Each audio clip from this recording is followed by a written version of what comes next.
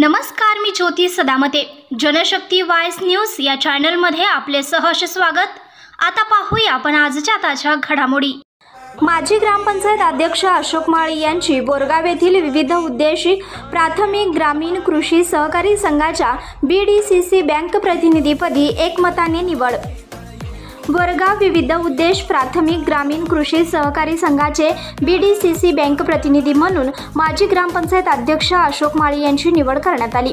संघाचे अध्यक्ष युवा नेते उत्तम पाटील यांनी माळी यांना निवडपत्र देऊन त्यांच्या पुढील कार्यास सदिच्छा दिल्या. BDCC बँकेचे अध्यक्ष माजी खासदार रमेश करती यांच्या विशेष सहकार्याने या ठिकाणी अशोक माळी यांची बँक प्रतिनिधी म्हणून निवड झाली. संस्थापक अध्यक्ष रावसाहेब पाटील, कार्याध्यक्ष अभिनंदन पाटील यांच्या मार्गदर्शनाखाली कृषी संघामार्फत शेतकऱ्यांनी सभासदांसाठी वेळेत पत देऊन त्यांचे आर्थिक जीवनमान सुधारण्यासाठी प्रयत्न या ठिकाणी केले जात आहेत.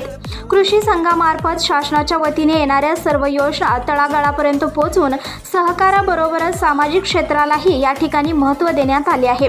माळी यांचे या ठिकाणी बँक प्रतिनिधी म्हणून निवड झाली असून त्यांच्या कार्याला आपल्या सदिच्छा असेल असे यावेळी उत्तम पाटील यांनी आपले मनोगत व्यक्त केले.